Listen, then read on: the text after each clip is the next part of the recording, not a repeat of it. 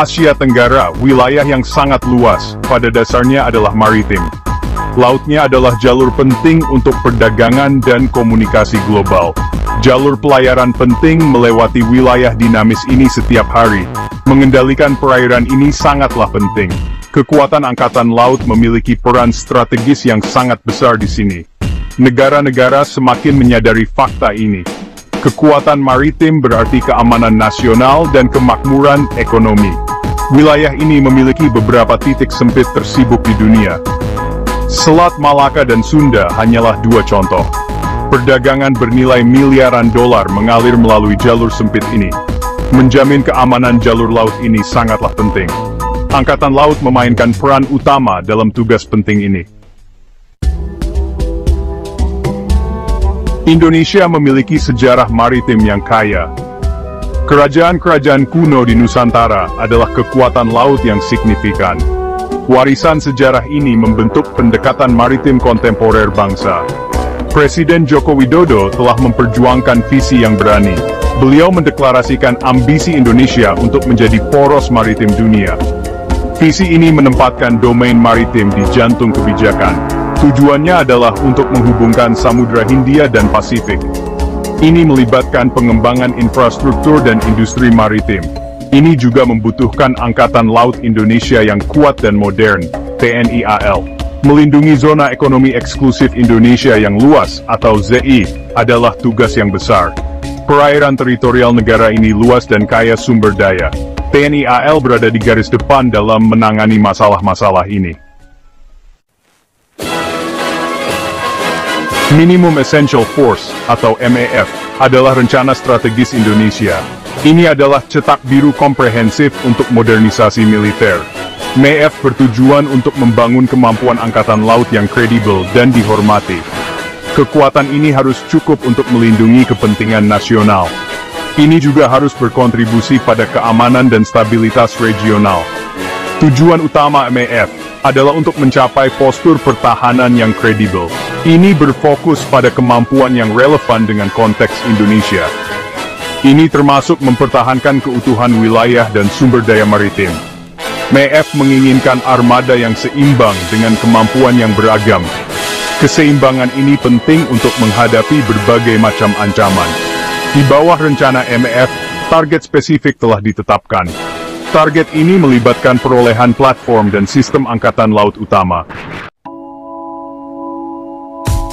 Komitmen Indonesia terhadap modernisasi angkatan laut terbukti nyata. Angkatan Laut Indonesia terus memasukkan aset baru ke dalam layanan. Penambahan ini meningkatkan kemampuan operasionalnya. Fokusnya adalah pada perolehan platform yang memenuhi beragam kebutuhan misi. Ini termasuk operasi tempur, keamanan maritim, dan bantuan kemanusiaan. Angkatan Laut berkembang baik dalam ukuran maupun kecanggihan. Setiap kapal baru memperkuat postur maritim Indonesia. Di luar kesepakatan fregat PPA yang terkenal, kapal-kapal lain juga bergabung. TNI AL telah menugaskan korvet baru, kapal tank pendarat baru, atau LST, juga telah ditambahkan. Kapal patroli cepat juga diperoleh dalam jumlah banyak. Akuisisi ini mencerminkan pendekatan yang seimbang terhadap pengembangan armada.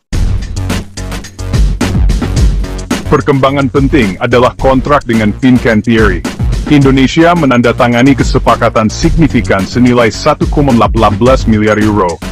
Kontrak ini untuk dua kapal Pattugliatore Polivalente d'Altura, atau PPA. Ini adalah kapal patroli lepas pantai multiperan yang sangat canggih. Kelas PPA mewakili desain Angkatan Laut Italia yang mutakhir. Akuisisi mereka menandai langkah maju yang besar bagi TNI AL. Kapal-kapal ini akan menjadi yang paling kuat di armada. Kapal PPA memiliki spesifikasi dan fitur yang mengesankan. Setiap kapal memiliki panjang 143 meter.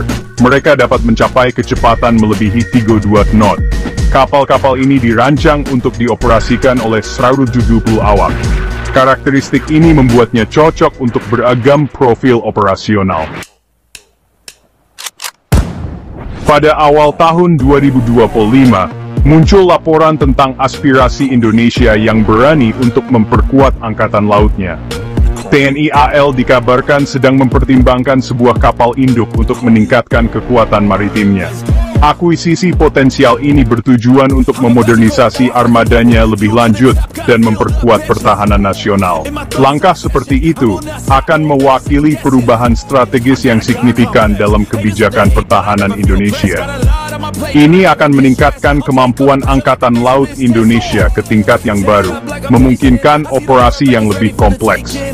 Kapal spesifik yang diidentifikasi sebagai kandidat potensial adalah kapal Italia yang terkenal. Itu adalah ITS Giuseppe Garibaldi, C551, sebuah kapal dengan sejarah panjang. Kapal ini merupakan kapal induk serbu helikopter atau kapal induk ringan yang sangat serbaguna. Sebelumnya ia berfungsi sebagai kapal bendera Angkatan Laut Italia, menunjukkan keandalannya.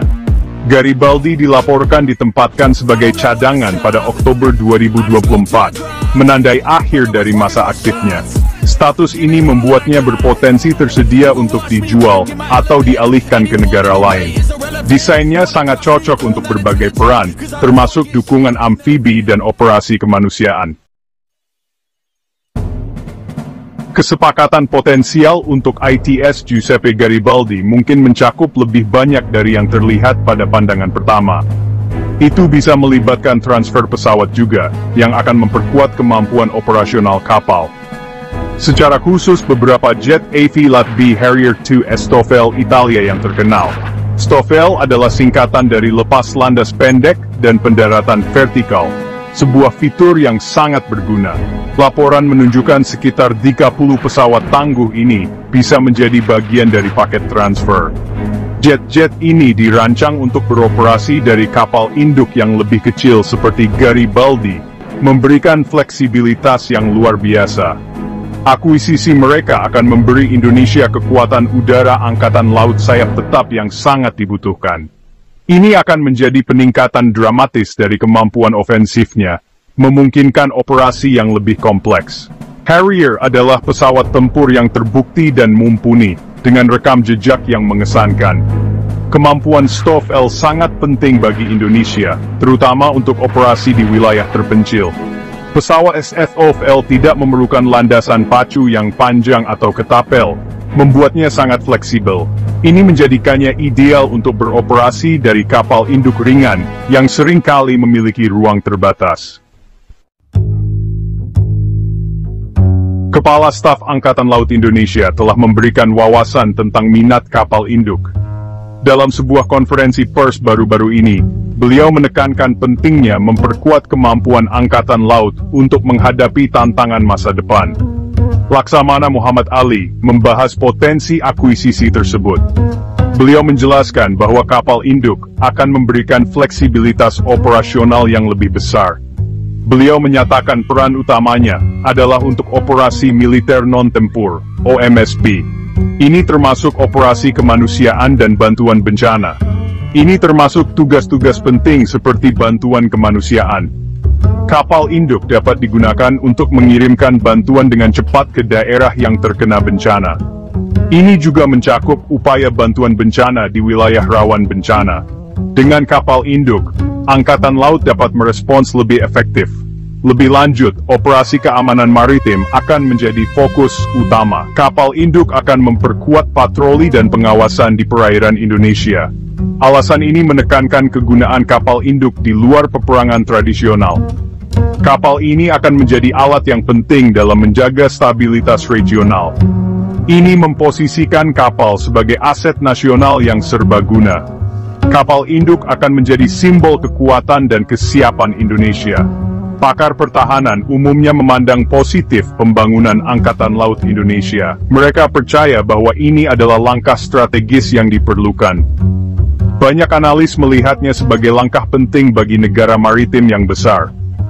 Mereka menekankan bahwa Indonesia harus memiliki angkatan laut yang kuat untuk melindungi kepentingannya. Indonesia memiliki masalah keamanan yang sah di perairan luasnya. Dengan kapal induk, Angkatan Laut dapat lebih efektif dalam menjaga keamanan. Melindungi ZI dan jalur laut vitalnya sangatlah penting. Kapal induk akan memainkan peran kunci dalam memastikan keamanan dan kedaulatan maritim Indonesia. Perjalanan modernisasi Angkatan Laut Indonesia sangat mengesankan dan cepat. Akuisisi utama, seperti kapal Fincantieri PPI, menunjukkan niat serius. Rencana minimum essential force yang ambisius memberikan peta jalan yang jelas. Pengiriman terbaru telah meningkatkan kemampuan armada. Potensi akuisisi kapal induk, ITS Giuseppe Garibaldi, patut diperhatikan. Ditambah dengan jet Harrier, ini akan menjadi langkah transformatif. Perkembangan ini membentuk kembali postur Angkatan Laut Indonesia secara signifikan. Negara ini terus membangun kekuatan maritim yang tangguh. Kemajuan ini dengan tegas memposisikan Indonesia sebagai kekuatan Angkatan Laut terkemuka. Di Asia Tenggara, kekuatannya yang semakin besar tidak dapat disangkal. Kombinasi platform baru dan teknologi canggih adalah kuncinya. TNI AL semakin mampu melakukan operasi yang kompleks.